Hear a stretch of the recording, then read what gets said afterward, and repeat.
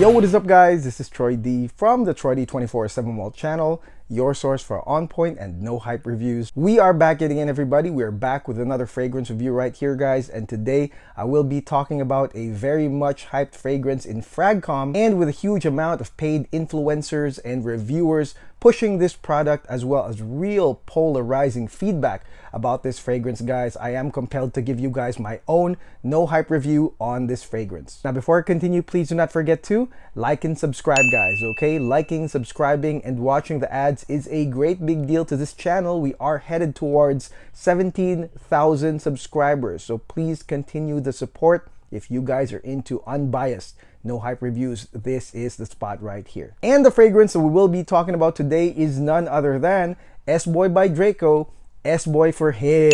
Yes, SBOY for him by SBOY by Draco. That's basically Soulja Boy. That's right, you heard me. Soulja Boy. We're talking about Soulja Boy in 2023. This guy, Soulja Boy, in my opinion, is a brilliant businessman, and he probably found something on his market research about the fragrance community, and maybe it is really profitable nowadays. So here he is with his own fragrance. And as I've said before, when it comes to fragrances that have no background, that come out of nowhere, you're gonna have to pay. You're gonna have to pay for influencers to try your product and possibly push it out to the mainstream. And I would say that that is pretty successful. He got Jeremy fragrance on it as well. And so this fragrance is now being talked about a lot in Fragcom, probably not outside of Fragcom, but within Fragcom, a lot of people are hyping out this fragrance, and I will be talking about this. This one right here, I'm not paid at all. I paid for this sample, and this was not cheap. I'll link it below if you guys are interested in the sample. And so today I will be giving you guys a full no hype breakdown of SBOY by Draco. More importantly, I will be talking about the scent development of this fragrance, because I think that that is the most confusing thing. I think there's so much different feedback out there. People are saying this smells like Baccarat. Some people are saying it's Baccarat plus Virgin Island water. And also at the same time, guys, on their website, you have the notes bundled up. So there's no breakdown of the notes right there. I think that is a business strategy by Soulja Boy right there, keeping it mysterious. But of course, today I'll give you guys that breakdown, and also I will be talking about the performance that a lot of people are talking about right here with this fragrance. Is this really worth the price that they are charging, guys? And is it worth even trying? Anyways, let's talk about SBOY by Draco for him. Let's go spray this thing right now.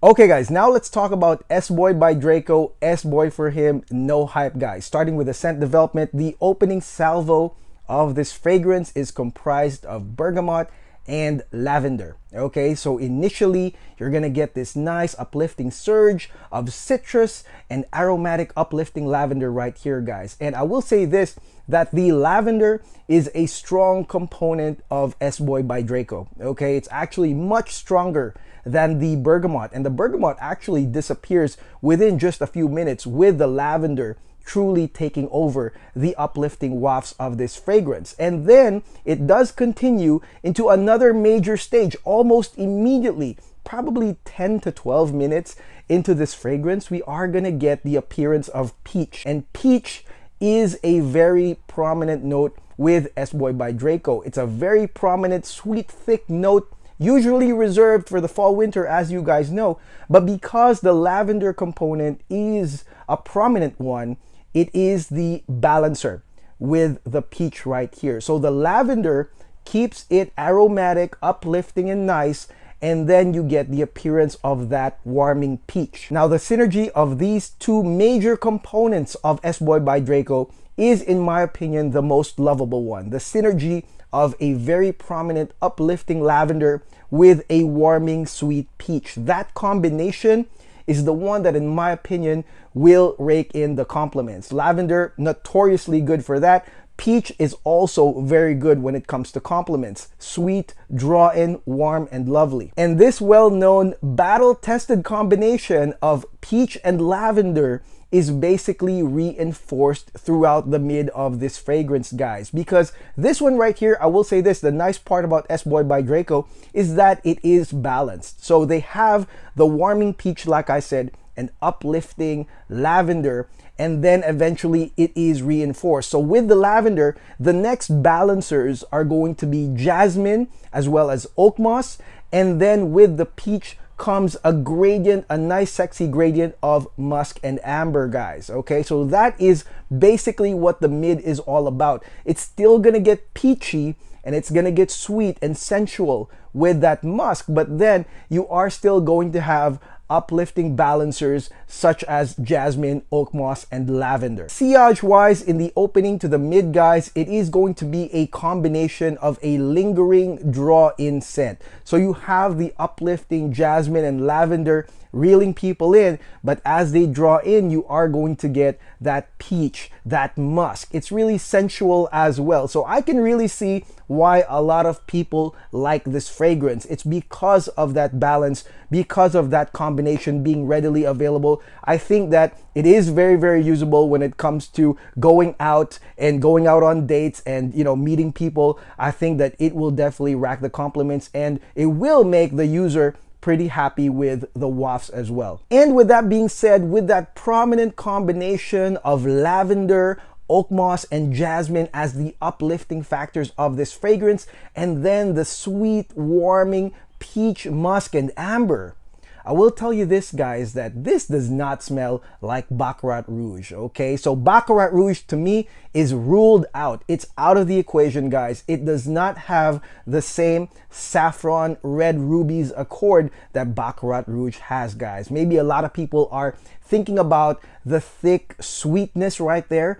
But the thing is, guys, the peach here is very much like Maison Alhambra's Bright Peach. Okay, so I ran through that fragrance not too long ago. I've been trying that one. I will come out with a review on that one. But the same peach over there is kind of the same peach over here. It's actually a nice straight up warming peach. And again, it is mixed with that sensual gradient of musk. So again, that combination right there, it's not Baccarat, but it is a balanced, I would say, like fall winter type of combination with uplifting wafts to begin with. Okay, so what about the coconut then? The Virgin Island water comparisons, guys. So this coconut on this fragrance is actually a well-blended, creamy, sweet coconut note, a thick note that goes precisely with the peach as another sweetening agent of this fragrance. So the coconut, in my opinion, does blend well with the jasmine that is the balancer of this mid, but it's not going to be a tropical switch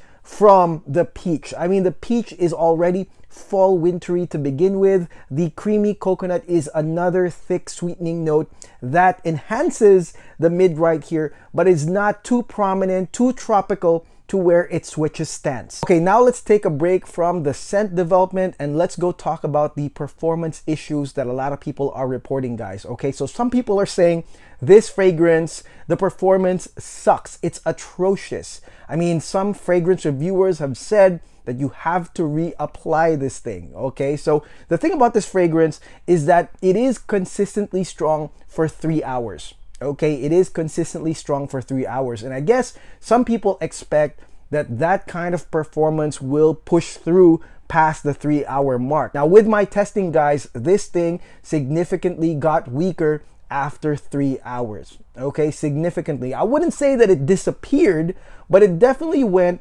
from a lingering consistent scent to now kind of like a draw-in, kind of like a skin scent, draw-in scent after the 3 hour mark. So that's something I will say about the performance issues that people are reporting. Yes, it's true, there is a big drop, but it doesn't really disappear, and I'll give you guys the total longevity in the end. Okay guys, so far we have gone through 2 really prominent stages of SBOY by Draco, starting with that lavender, jasmine, oak moss component, heading into the warming, sweet peach musk component right here. And it seems like there's a lot more notes, guys, right? There's a lot more notes listed on their page.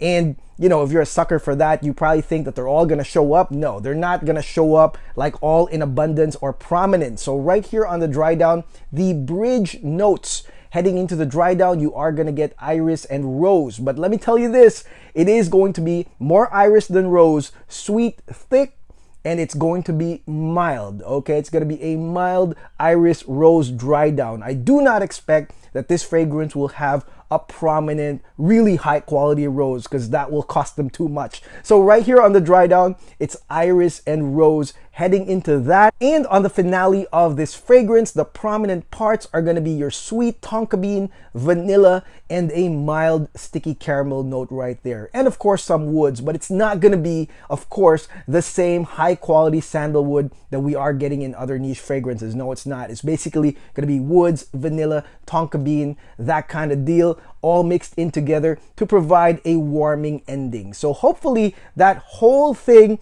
gave you guys an idea of how this fragrance progresses. It's definitely a balanced fragrance to begin with, and then it goes into a gradient, a sweet thickening gradient, all the way into your vanilla tonka bean woods caramel ending right here. Now, this ending right here sounds really lovely, especially when you hear about caramel. I love caramel right here, but we already know, and I'm sure your intuition will tell you as well, that when it comes to these types of fragrances, celebrity pushed fragrances, they're not going to drive the cost of production high. They're just not going to do that. So you're not going to get the Rose de Mai. You're not going to get the jasmine from Grasse. You are not going to get a standout caramel note, nor a sandalwood note a la Santal 33. No, you're not going to get any of that. You're going to get basically a nice vanilla woods tonka bean ending right there. Slight caramel, I will tell you. And so with that being said, this fragrance is basically, to me,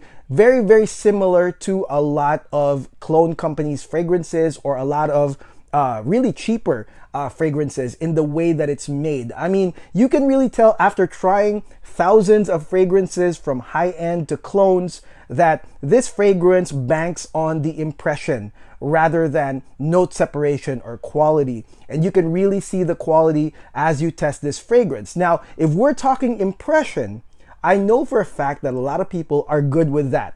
And I'm not going to debate you guys on that, that if you have the impression that this fragrance is lovely, you like the sweetening agents, the warming agents of this fragrance, as well as the lavender, then that's great. You know, definitely that will do it for you. However, after testing a lot of cheap and effective fragrances as well, from houses like Maison Alhambra, Dua, Dapper, I know for sure that I can get the same type of stuff for $30 or under, because this one right here is priced at $250, which is crazy expensive. And given that the quality of this really smells like, you know, the clone companies, I really can tell that maybe the 200 right here is the markup. I really think that Soulja Boy is making 200 or more every bottle of SBOY by Draco. I think that's why he knows this is a smart deal. This is going to be very profitable. This fragrance for sure will rake in the compliments, guys. They definitely did their research,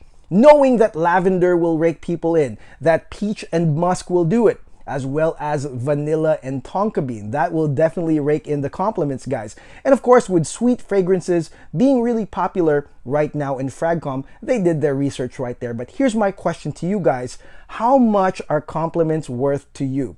That is my question to you guys in monetary format. Because when I buy fragrances, for example, and I've purchased the most expensive ones all the way down to clones, guys, I mean, to me, compliments are great, but it's really not worth to me like $300 to $400. When I buy something like that, I'm basically looking for quality of notes. I'm looking for note separation. I'm looking for a smartly done fragrance with a journey, guys. Not necessarily getting the feedback from other people, because like I said, I can purchase a $20 Maison Alhambra that'll do the job constantly all the time. And so for me, compliments monetary wise, $20 will do it. I'm fine with that. So if you're willing to pay $250 for compliments, then hey, that's great. Again, I am not going to debate that, but I'm saying too that there are lots of cheaper alternatives to compliment getting, if that is what you guys really care about. So anyways, this fragrance total longevity to me